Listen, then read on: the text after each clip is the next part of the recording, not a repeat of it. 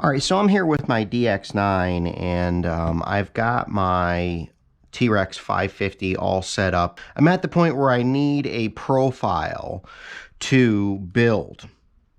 I need a profile to bind to this remote. And so I'm just going to create a profile from scratch. And I just thought this would be the perfect opportunity to just go over making a profile. So I'm just going to start by going down to System Setup.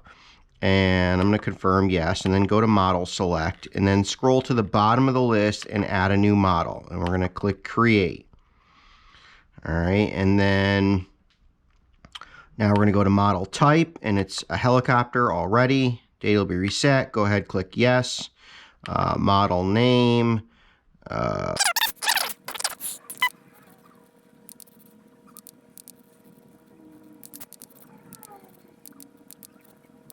All right, so there we go. We have our name. It's the T-Rex 550X, not 500, 550X. So that's the profile that we're building, is the T-Rex 550X. And there we go. It's all set and it's in there. So then we're going to go back and we're going to go down to swatch type and we're just going to leave it in normal. So we're going to go to next. And then we're going to go to flight mode. And the most important thing here, it's already on the B switch, is our flight mode switch. Go down to hold, okay? Set this up right from the beginning. Okay, so we're putting it on H. There we go. All right, and then, so our hold switch is on H and our mode switch is on B. Perfect.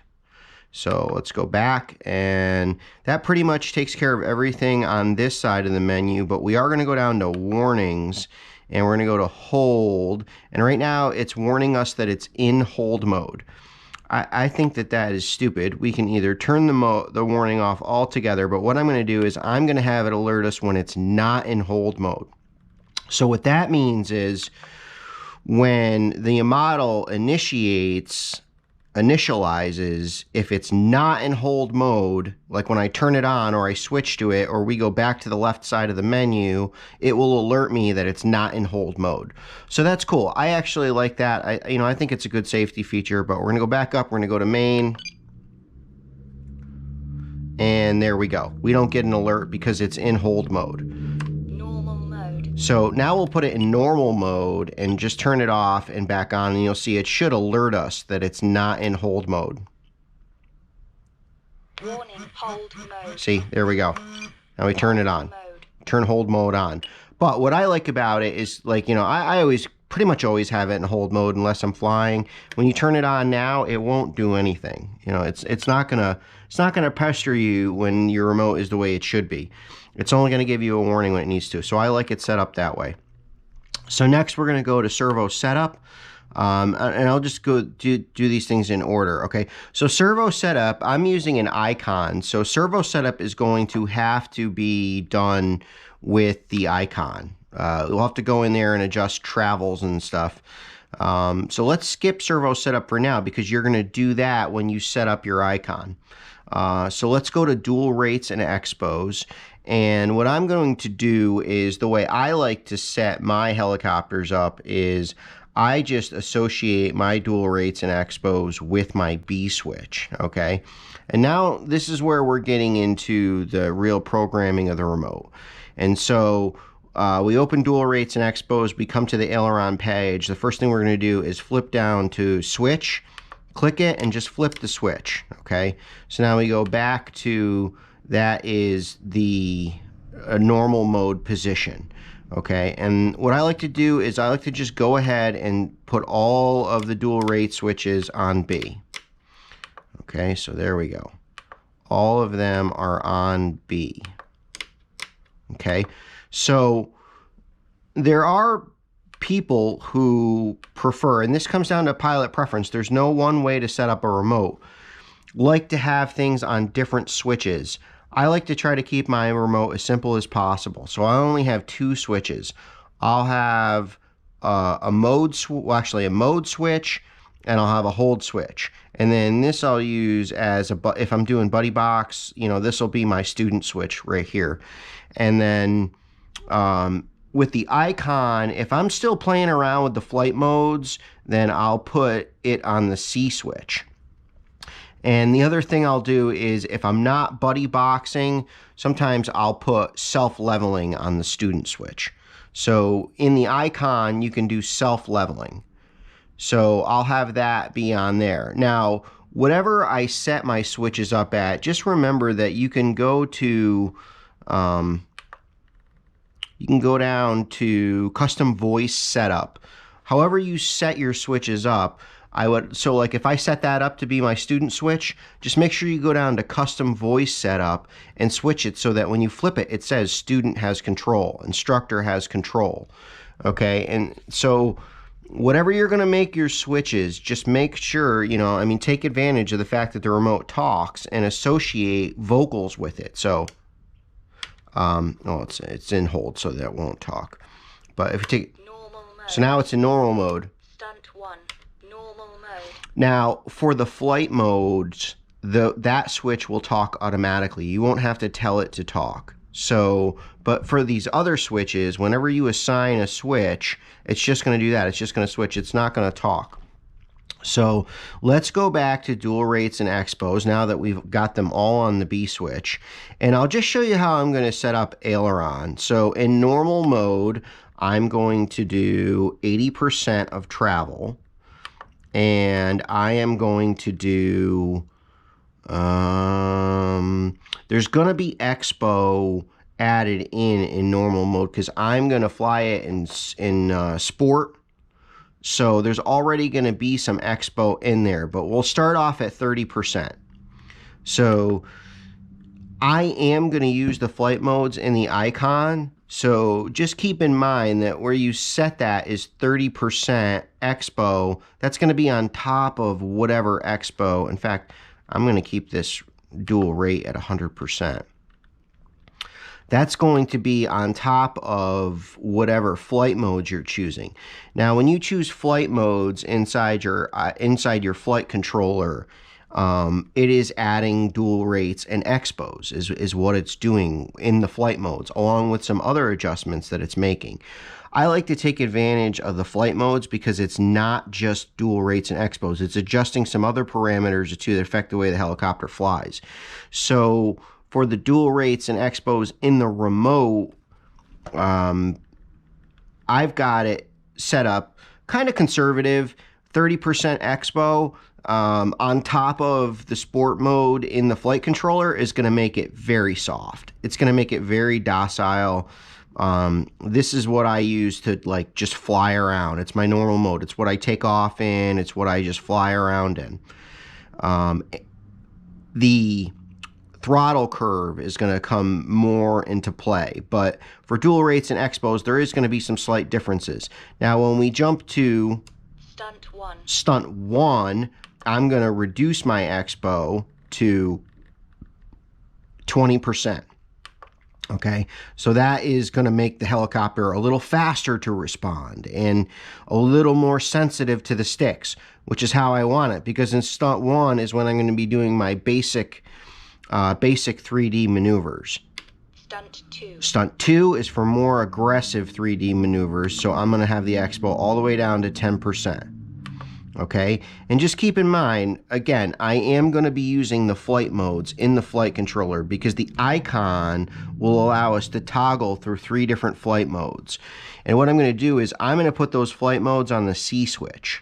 Okay, and once, if I like it in sport and normal, and then like the 4th flight mode in 1, and then the last flight mode in stunt 2, then I'll just move them off the C switch and back to the B so that everything is on one switch. But whenever I fly a helicopter for the first time, I keep the flight modes separate from the mode switch. Or I keep what the flight controller flying styles on a separate switch than the modes, just so I can play with them and figure out which ones I like with that particular helicopter. And I either leave it there because I like to switch between them depending on what mode I'm in, or if I just, hey, whenever I'm flying it in normal mode, I like it in sport, then I'll just move them over to there once I get used to them and figure out which one I want to use. But let's just go back to this real quick, dual rate and expo. So normal mode is 30% on the aileron. Stunt 1. Stunt 1 is 20% expo on the aileron. Stunt 2. And stunt 2 is 10% expo on the aileron. Now, I'm not going to go through them, but I'm going to do the exact same thing for elevator and rudder. Rudder, I'm going to go down just a little bit. I'm only going to do 15, 10, and 5 because I don't like a lot of expo on rudder. Just me, my personal preference, because it's on the throttle stick. I don't like having to move it a whole lot, and I don't want to, you know, be changing my pitch at the same time. So that's how I set up my dual rates and expos. And now let's get out of there. Let's go to the next item. List throttle cut. We're going to go over there. We're going to hit it, and we're just going to flip this switch. Okay, it's going to be on the switch with my hold mode is where I throw my throttle cut. And throttle cut just takes away all signal to the motor. So in a crash, you always want to pull throttle cut first, and that will cut all power to the motor. So that's done. Let's just go there, and now let's go in throttle curve.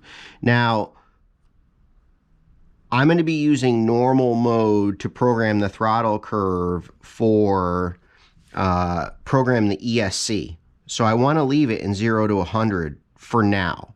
I'm going to come back and I'm going to change it after. But for now, I'm just going to leave it 0 to 100. When we do the throttle calibration, well, when we do the governor calibration, we're going to have it at 50%. But when I calibrate the ESC initially, I want it 0 to 100. So we're going to leave it there for now. But we are going to go to stunt 1 while we're in here, and we're going to set that up. So stunt 1 for me, like on this 550, I'm just going to run 70% straight across. And I'm going to see how it goes. If I feel like I can get away with lowering the head speed, I might bring it down to 65. But this is a standard model configuration. This is where I started out on my 300X. This is where I started out on my 650. Every helicopter I have, when I initially set up a profile for stunt 1, I go to 70%. And then depending on the helicopter is depending on where I go from there. And stunt 2, I'm going to go to 80%.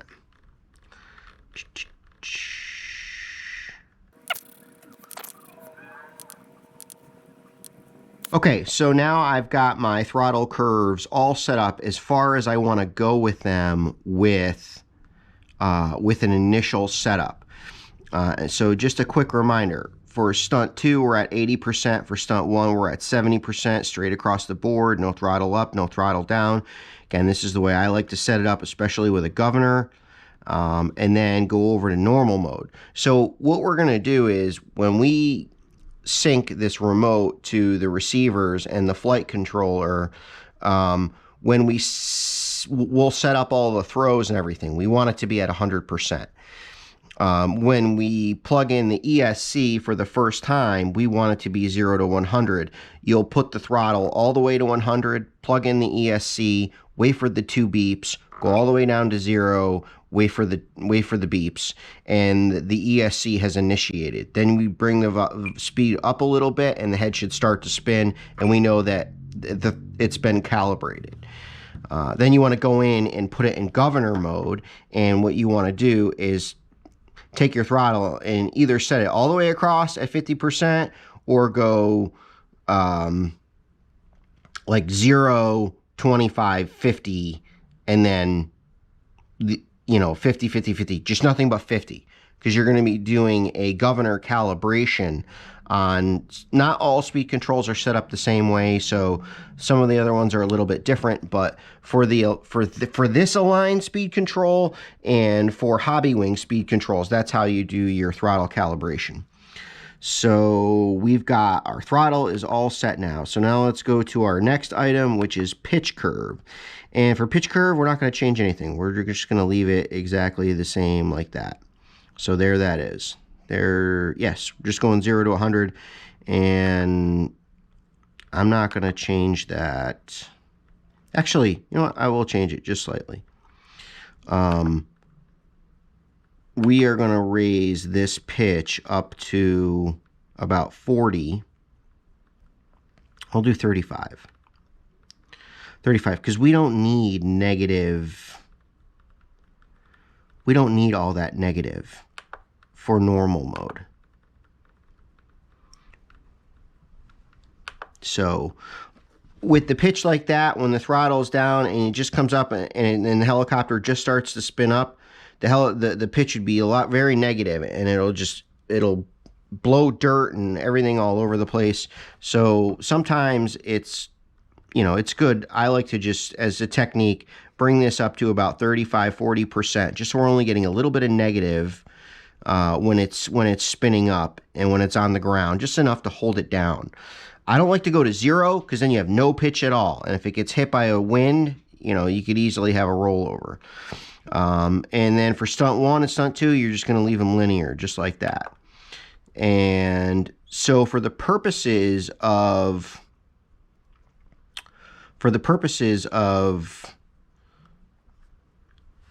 being able to bind, like, that's it. You've done everything that you have to do to be able to bind to. Now, and I'll just show you real quick.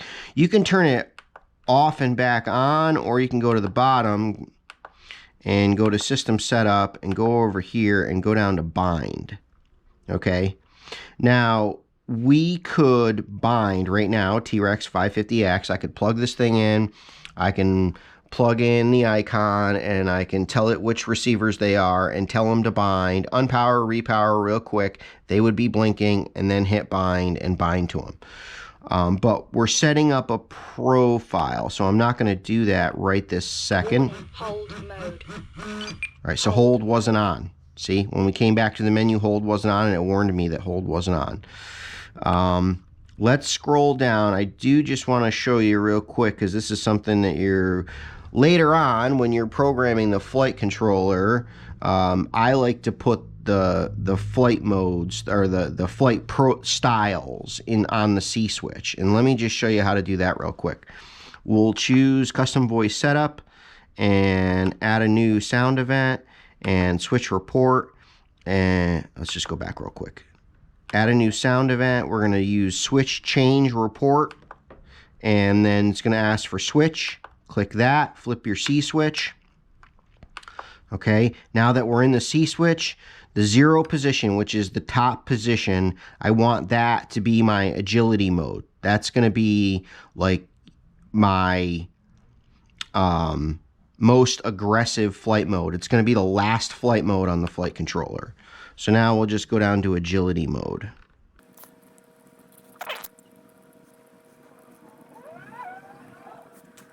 Okay, so there we go. Here is our agility mode, and we're just going to click that. Okay, so now notice when we position 0 has a vocalization on it. When we flip into it, Agility mode. Agility mode. All right, so now let's give this second switch a...